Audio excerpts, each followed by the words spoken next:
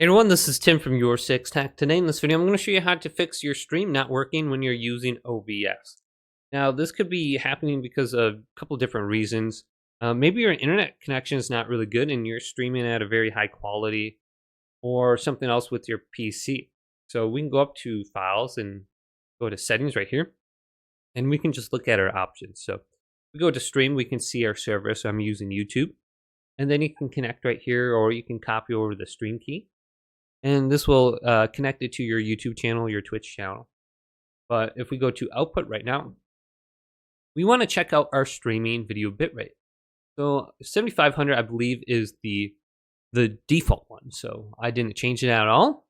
And sometimes your stream may be cutting out and dropping, or it may be really laggy, or it's causing you to lag when you're playing video games. You could try adjusting this and maybe drop it down to like 3000 or something like that. And depending on the resolution that you're streaming at, you might want to go ahead and change that too. And then we have the encoder preset. We have good quality. We could drop this down to like faster, or fastest right here, lowest quality. So it's not going to look the best if we went up to like best quality right here. But if we're using a little bit lower end PC, not very good internet, drop this down to faster, lower quality. And then your video encoder, depending on what kind of graphics card you're using. I think if you're using like a Radeon card or something like that, they don't allow NVENC right here. So you probably have to go to software X264. And this could be causing an issue. You could try just switching over your preset. So you can try hardware NVH264 here, the default one, otherwise software 264. And I know I had an issue with this in the past. I believe the encoder will be going off of your graphics card with NVENC, or your CPU if you use software X264. So whatever one is better, you probably want to go off of. I think my GPU is a little bit better. And I don't think this is supported with Radeon cards, so only if you have like NVIDIA cards, if I remember correctly. So we have that kind of set up. We can drop those down and change that around.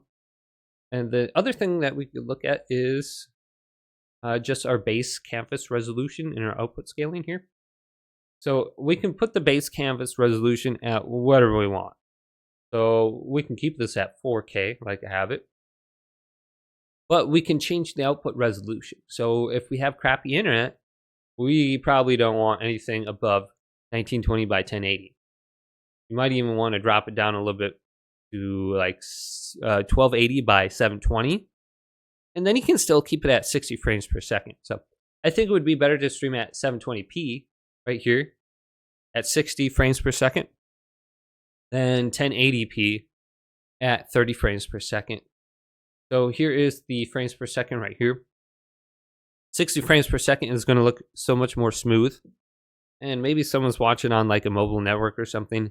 And so 1080p probably won't make a big difference, because it'll probably just autoplay at 720p anyway. So you can change this right here from 30 frames per second to 60. Otherwise, you can try dropping this down to 30 frames per second. Oh, maybe you want to go ahead and stream at 4K.